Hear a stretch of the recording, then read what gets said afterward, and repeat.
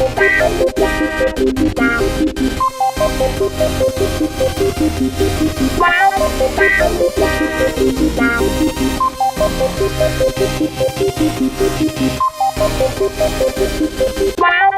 and welcome to the Ryno Sports Talk podcast, first one of 2017. I know it's been a little bit. I've had a little bit of issues, just kind of with time management, things like that. But first one of the new year. Hopefully it'll be a banger, just like everything else. Quick little plug. Yesterday I did put up on the 13th. I put up a article about what the NBA should stop, and I wanted to put up an article about the NBA Finals. Didn't think it was going to end last night, but it did, with the Warriors winning in 5. So good to them, good to KD.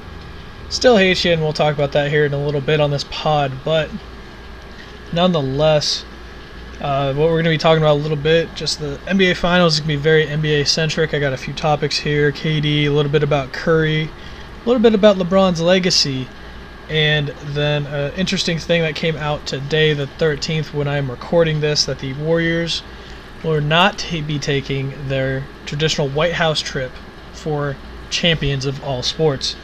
First team to do that, but that will be coming up later in the show, or in the episode.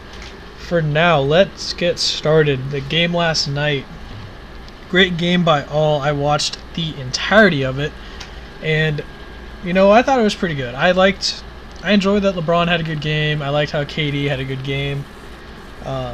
Obviously, nothing you can do when KD's that on fire. I think he had 37 points, and LeBron still had 40. I mean, it was just a great game overall. I'm going to get up the stats here. 129-120 win. Obviously, it was a lot, not as close, I should say.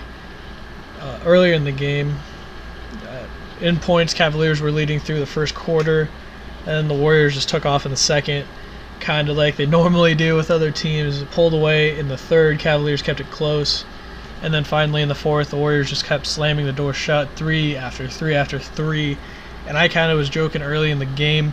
Draymond hit a 3 fairly early, I think about 3 minutes, probably 2 or 3 minutes in. He hit one off of a foul shot, just kind of throwing up the ball to get some confidence, and he hit that too.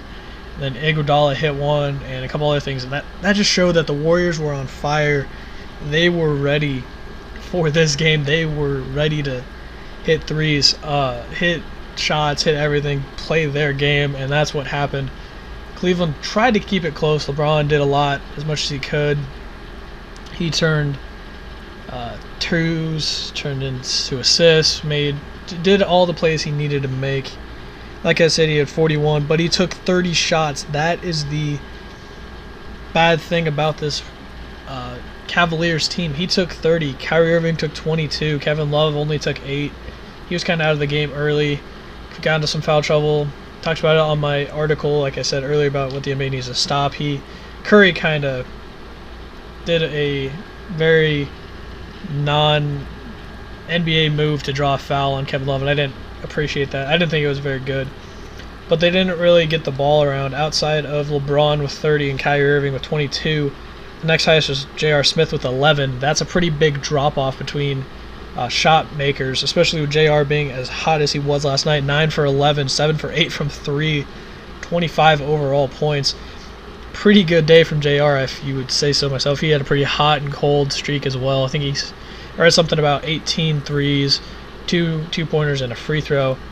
Pretty good stats from him. The only thing that I really haven't touched on yet is that LeBron's legacy is being called into question, and that'll be the next topic we talk about. It's really interesting because it's fifth loss, so it's 3-5 on the year, or on his career, excuse me. And I don't know. I think he did a good job. Like, he's good, obviously. Like, everyone knows that. He's probably the best of all time. I've made that argument before in an article I wrote 2 weeks ago.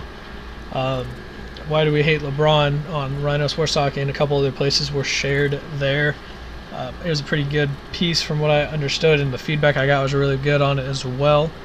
But going back to it, LeBron, I don't understand it. Why is it worse to lose in the finals than to lose in the first round? LeBron's never lost in the first round. Jordan has. Explain that. Like, explain how losing in the first round, not even being able to get out of the first round of the playoffs, is somehow better than getting to the finals. You can't. There's no argument you can make with that. There's no way that that argument is valid.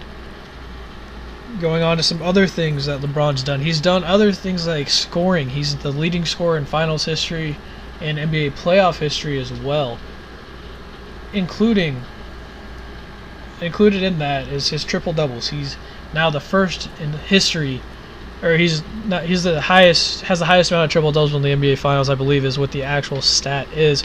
But he's also the first player to average a triple double in NBA finals history.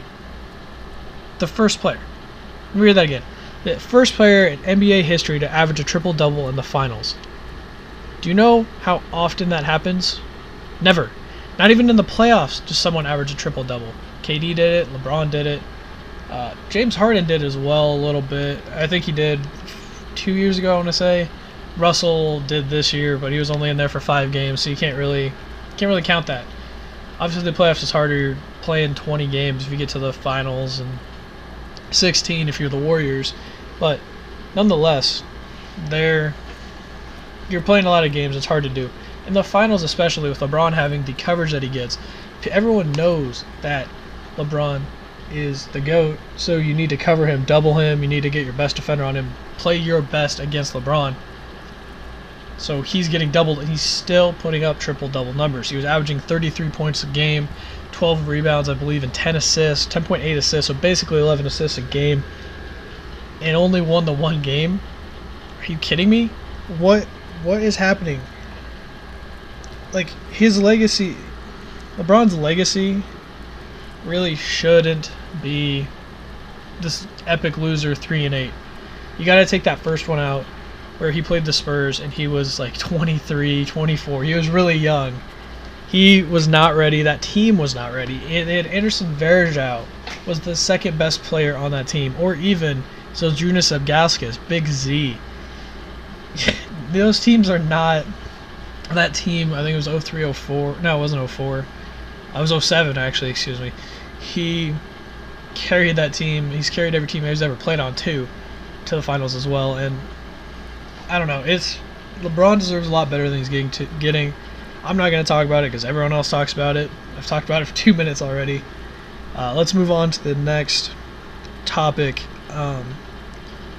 KD's another big topic this week.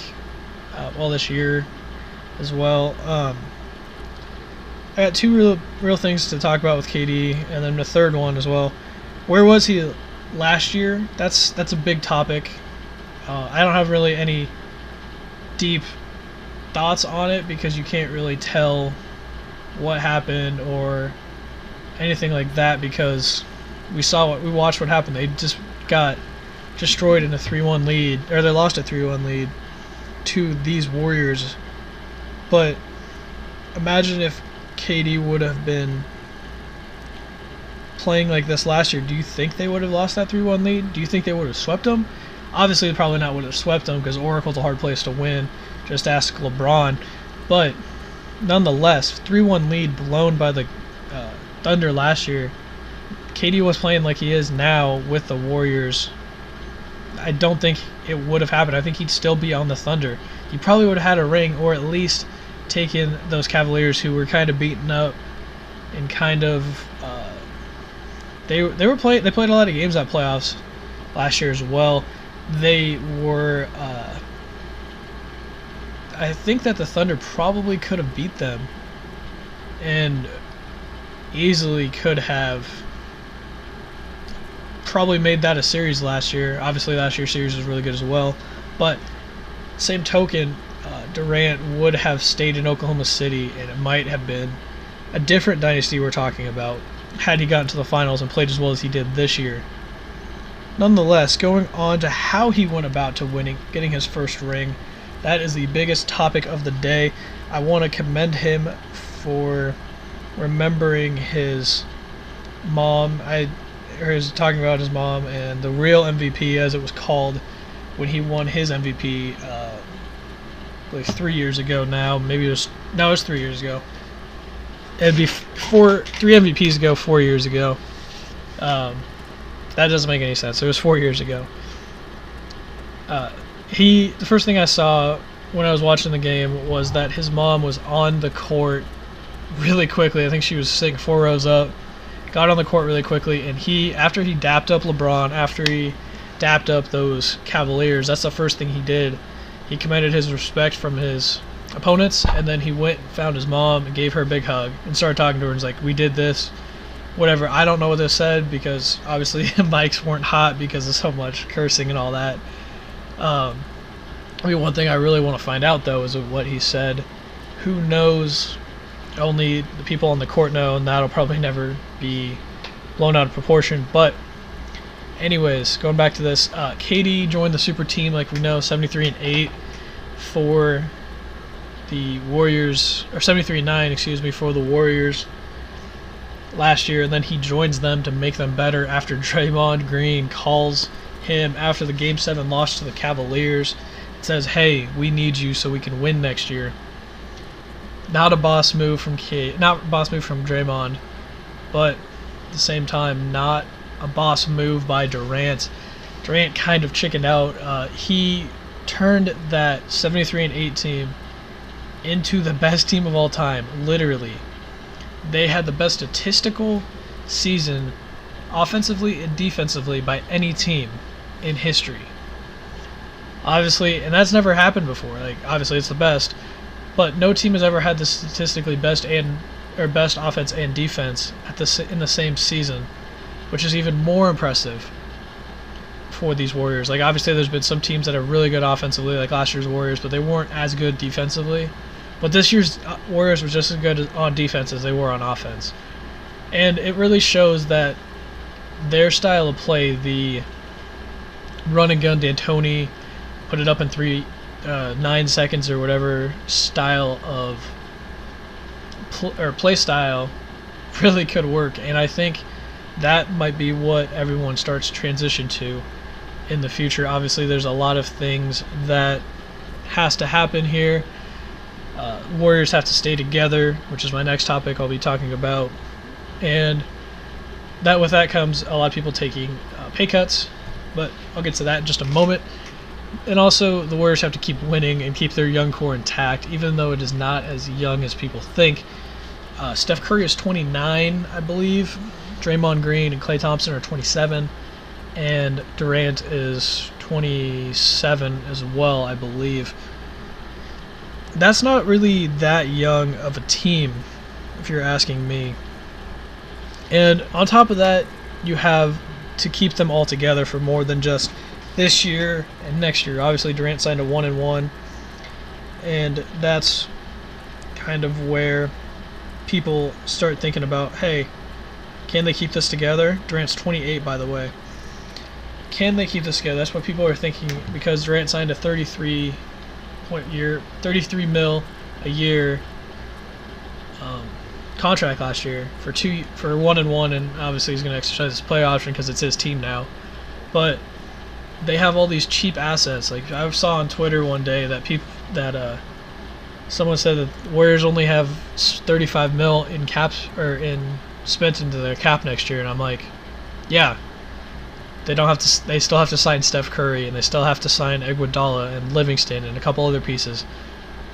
They have a lot. Obviously, yes, they have a lot of cap room because they don't have a lot of people signed. It's a lot different between how LeBron built his team and KD built his team. And I want to talk about that before I talk about the future of the Warriors. I've seen this a lot. Everyone's like, oh, Durant and LeBron's are similar. How LeBron went to Miami and Durant went to the Golden State. It really isn't. Golden State was built by drafting really well, and last year they had the best team ever by record-wise. They've also have one of the best shooters ever, two of the best shooters ever, best defensive player, the reigning 2-time MVP. The defensive player, this should have been defensive player of the year, at least a candidate for it. And then, like I said, Klay Thompson, probably a top 5 shooting guard in the league. So that's 3 really good players, as well as Andre Iguodala, who's still a top 10, top 15 small forward as their 6th man. And then they got rid of Harrison Barnes and Andrew Bogut, who weren't really doing that much. Zaza Pachulia has really given them exactly what Bogut gave them, and he was an in-house replacement with them as well. So take that. You got the reigning MVP, 2-time reigning MVP, unanimous MVP, best statistical shooting season ever in Steph Curry.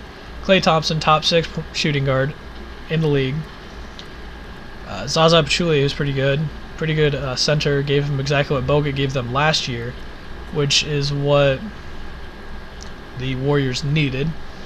And then, on top of that, you have Andre Iguodala as your 6th man, who's probably a top 15, top 20 small forward in the league. Top 4 6th man, obviously.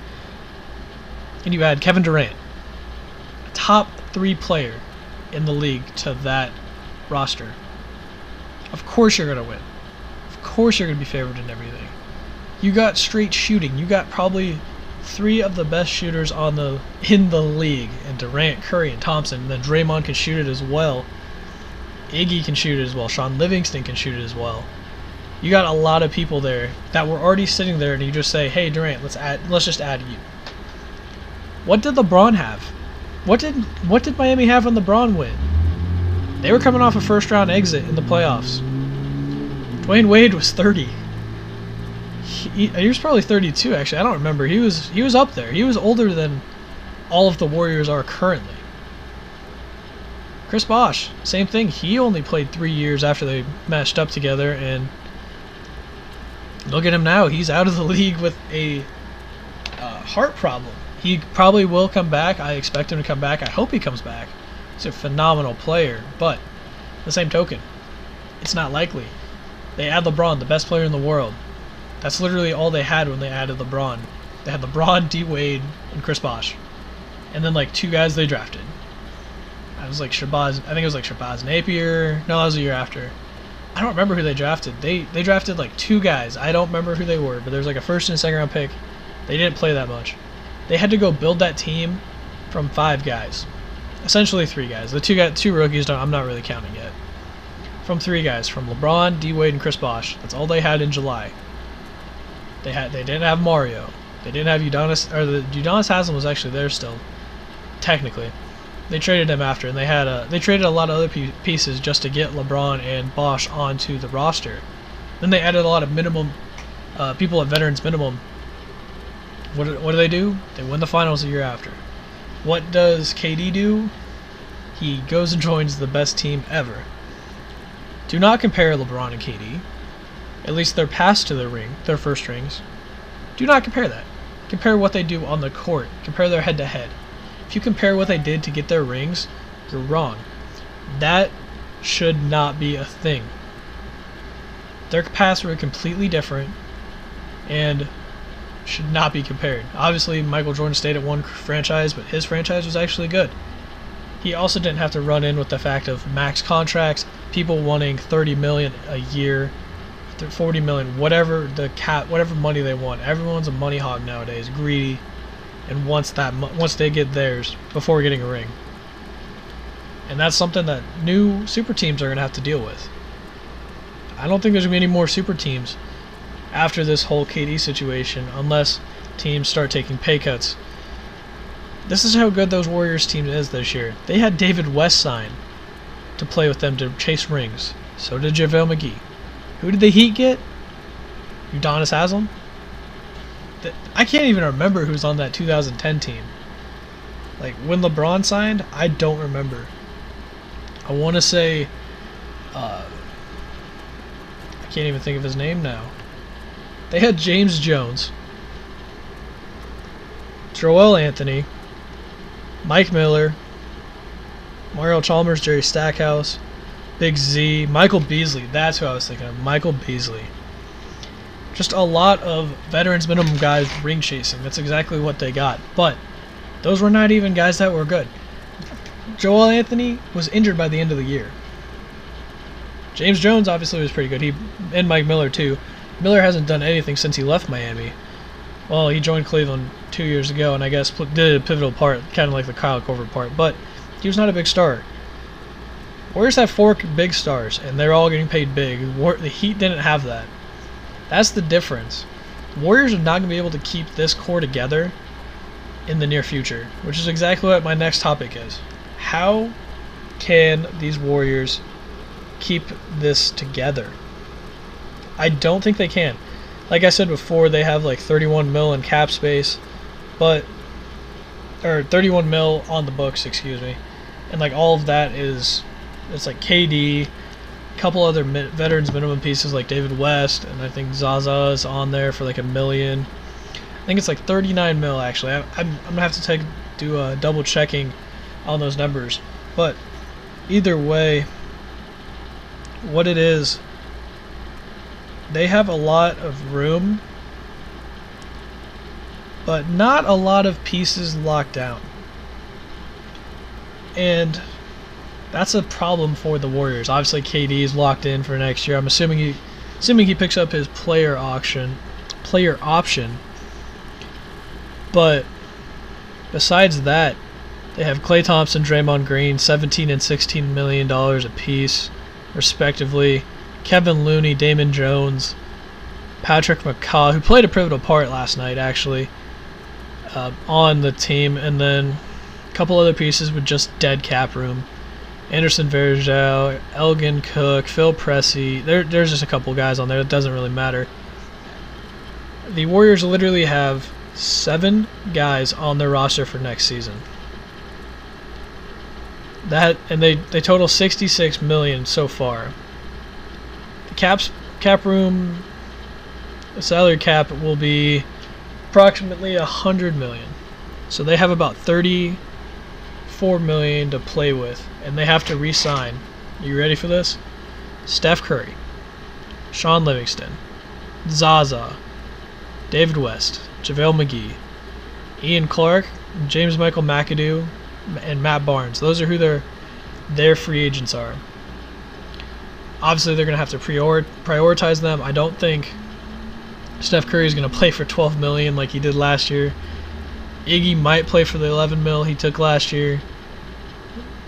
Sean Livingston is probably going to want a little bit of a pay raise from his $5 million he got last year. Zaza is worth a lot more than $3 million, depending on if he values himself like that. And then David West is probably going to be out of the league now. He's got that ring. JaVale McGee, $1.5 million. He's 29. He can still play. They might re-sign him. Ian Clark, James Michael McAdoo, and Matt Barnes are all interesting positions because they're not really good, but they're not bad, and they help the team as well. So interesting to see what the team does on that. But with $35 million in cap room before the hard tax and the hard salary cap and all that, I don't want to get into that because that's a really interesting talk. And yeah, it'll just be interesting. They have to sign Steph Curry, who's probably going to want $30 million. And if Durant takes his pay cut just to even make that work, that'll be a game changer. But I don't think he will. I honestly don't think Kevin Durant will. He knows he's a top 3 player in the league. Steph Curry isn't, and I'll talk about that in a minute. But Andre Iguodala needs to get paid. So does Livingston. That's 3 of their key rotation guys. 3 of their top 7. Because Livingston is either a 6th man or 7th man. It really depends on how you want to look at it. 3 of their top 7.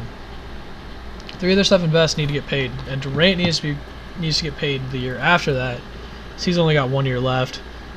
Klay Thompson's got 2 and Draymond's got 3. So those 2 are kind of locked in. I don't think this Warriors dynasty can last that much longer. Obviously, people are saying, oh, it'll last for 7-8 years.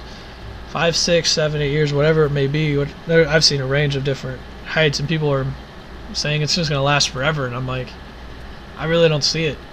These people get greedy. Like I said, NBA and professional sports in general, people are greedy. They will take the money as it comes. If Steph Curry can get offered from anyone else a max like $34 million and he only gets $28 million from the Warriors, I don't think he takes it. Obviously, he might be a humble guy, seems like, but I don't think I don't think he's going to take that. I think he will stay with the Warriors only if he can get 30 mil, if he can get a guaranteed max, and that starts putting them in cap hell for the years after in the future, because he'll probably get a 5-year deal unless he does the 1-and-1s like LeBron and KD have been doing. It's be interesting to see how it shakes out, I guess. I don't see how that the Warriors can make it work, and they can't really get high-level replacements for Iguodala and Zaza and Livingston, because those players are already ingrained in the system. They are the system. So the offseason will be big for the Warriors. No one's really talking about it yet, and I don't understand it. But who knows? I really don't think Curry deserves a max contract because he really isn't the best player. He's good regular season. When it comes to the postseason, it is a different story. He has disappeared in 3 straight finals now, overshadowed by his own teammates. 3 years ago, he was overshadowed by Andre Iguodala. Last season, Andrew Bogut and Draymond Green overshadowed him. This season, KD. It's not even really his team. I honestly don't think it is. It's not Draymond's team. It's not Andre Iguodala's team. It's KD's team. And with that comes an interesting proposition that I'm putting out there. KD is better than Steph Curry. Duh. Klay Thompson, about the same as Steph Curry. Draymond Green's better than Steph Curry. Steph Curry isn't even a top 5 player in this league. I'll give him top 10. His shooting ability is out of this world. Defense, not so much. Better than James Harden. Offensively, I put him top 3. Overall, I'll give him about 7. Who would I put in front of him? I put LeBron in front of him. Put KD in front of him. Obviously, those are top 2.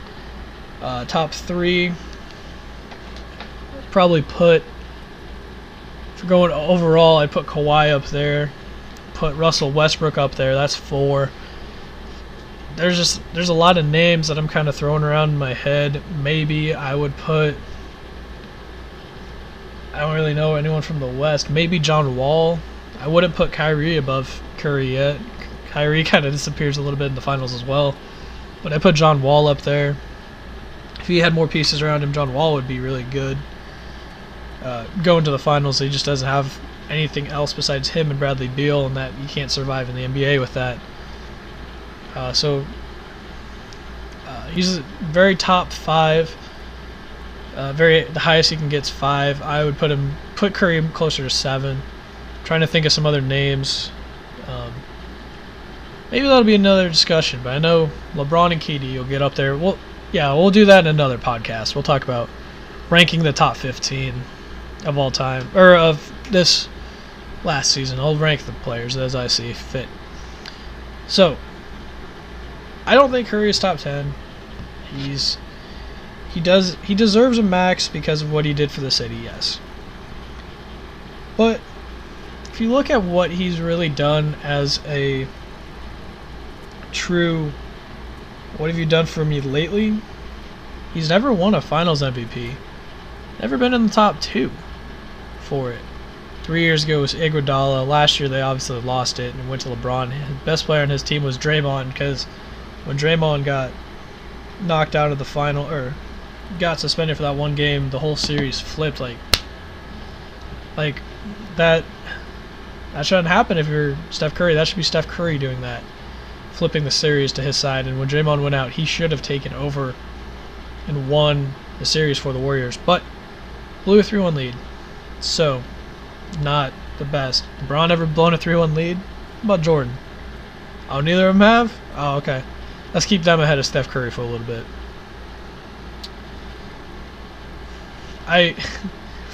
When I think about Steph Curry, it's really weird. I think he looks like he's 12. Everyone says it. But he acts like he's the king of the world and deserves everything. I don't know if anyone really saw it, but after the Warriors won last night, he goes out. He was on the court still. The ball comes in. It was like 20, I want to say like 18 seconds left. It was the last possession of the game. That's all that really matters. Ball gets tossed into him.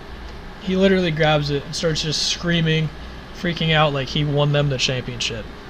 And doing all of that. Good for him. He won his second title. Don't mean jack if you don't win that finals MVP, if you don't perform at that level. No one even talked about Curry. It was all KD. It was talking about Draymond. Oh, is Clay going to show up today? That was the talk. No one talked about Steph Curry. And there's a reason for that. It's because he disappears in the finals. Obviously, if you disappear in the finals, you can't be a top 3 player in this league. I'm sorry. Curry doesn't deserve the cockiness that he has. Obviously, the whole team is cocky. Draymond's kind of brought it down a little bit this year. KD kind of deserves it because he's been an all-around player for All-NBA, All-Star, top 3 player in the league since 2010, 2011. Whenever he took that big 3 in Oklahoma City to the finals. I think that was 2011. Ever since then, he deserves that cockiness. He carried that team. What did Curry do? He shot threes. Doesn't play defense. I saw him get crossed up so many times by Kyrie last night. And then they had to take him out and put him on someone else just so that his ankles wouldn't get broke by Kyrie. They put Patrick McCaw on Kyrie, and McCaw couldn't do much else. Like, McCaw at least got some stops on him. But still, Kyrie, you can't keep him in front of you. Can't keep him in front of you. Curry just doesn't deserve his cockiness. And like I said before, as soon as the ball came in, he started freaking out, got all cocky, throwing the ball in the air, kind of just dribbling all weird, being that guy who wins the high school basketball tournament. That's great. It shows he loves the game, and like I said, it's a great thing that he does that, but doesn't deserve it. I saw him, and I put out a tweet about this. I saw him but he was running off the court after they won, and they were running, or he started getting all arrogant, started dancing, and started doing all the KD my savior, I won the championship even though I didn't score over 30 in 3 of the games, and I shot probably less than 50%. I don't know, I have to look up the numbers, but to me, Curry didn't have a big impact on this series. It's hard to say that with the amount of players he had. Curry had 34 last night, shot a bunch of threes, but he just got cocky, and I just wanted to punch him in the face. And obviously that sounds really bad, but it's the truth. He literally was one of the most cockiest players I've ever seen. The 5-game set against Cleveland, he scored 14 in Game 4, the closeout game. The game they should have won. They could have made history, 16-0. Drops 14. Game 1, 28. Almost everyone in that game scored a bunch of points. Like, KD had like 35, I think. He had 35 in like almost every game. He had 35 in every game except for Game 4 when he had like 30. That is the true definition of a good player right there, is when you can score 30 in a down game for your team. Curry does not deserve the cockiness that he puts out. He is not that good. Get it through your heads. Curry is not that good. He deserves nothing that he's earned because he hasn't earned anything. He deserves nothing that he does because he hasn't earned it. I don't know how else to say it. Like, he has not earned anything. He got a unanimous MVP because he was the face of the league last year. Should have been LeBron. Who should have won it? Who's going to win it this year? Probably Russell Westbrook. Should Curry have won it 2 years ago? No. He was the fresh-faced kid coming out of nowhere from Davidson. A former really good college basketball team. He was a top 15 pick in the league. He had ankle issues, air quotes. He had one season where he missed like half the season, but that was a lockout year because he had his surgery the off season before because he assumed the year wouldn't happen. He's never missed more than 6 games in a season, outside of excluding the lockout years. I'm not. A little side note here. Outside of this, the lockout years, I do not count as true years. So the stats in them, I am just completely discarding, unless you average it out to a full 82 game season. But Curry's never missed more than like 10 games in a season before. Everyone's just hyping him up. He's not that good. I can't guard him. He's 6'3". I'm 5'6". I'm 5'7". Like, I'm short. I hope he can shoot over me. Because if he can't, we're having a problem. But he's not this all-world player that everyone is hyping him up to be. He is not LeBron. He is not KD. Put him on. Here's the true test. And I love this test, but I also hate it as well. How good would he do if he was on a team of also-rans and he was the lone all-star? Think LeBron in 07 when he took that Cavaliers team to his first NBA championship against the Spurs. Think KD when Russell Westbrook went out. Think Russell Westbrook this year. Think James Harden this year. Those are the type of players that are top 10 players of all time. Teams that they don't have to have other teammates that are as good as them or even better than them on their team. So I don't think Curry's that good. He doesn't deserve to be cocky. He doesn't deserve that max. I don't know what else to say. I don't like him. I like his play style. He's a good player, obviously. Doesn't deserve to be as cocky as he is, and that is a huge issue with me. Moving on to the last topic. The Warriors announced today that they are not going on the White House trip this year because of President Donald Trump. Not a shock. I heard it and I was like, yeah, that sounds about right. Warriors are from California. California is a Democratic state. I'm not going to get big into politics. I'm just stating some facts here. Steph Curry, pretty outward Democrat as well. Pretty sure he was openly endorsing Hillary Clinton in the presidential election. Steve Kerr obviously is a Democrat as well. I'm 90% sure he openly endorsed Hillary Clinton. Was just hoping for not Trump. As much of the Democratic, as all of the Democratic United States was hoping for as well. But, you know, going back to the topic of not going to the White House, doesn't mean anything. Who cares? Seriously. Who cares? It's a trip. It's not like it's an acquired thing. Patriots did it. Half the Patriots did it, I should rephrase. The whole Warriors team is the first team to ever not go to the White House. That won a professional championship and was invited. Again, who cares? Why is this a thing? I don't know.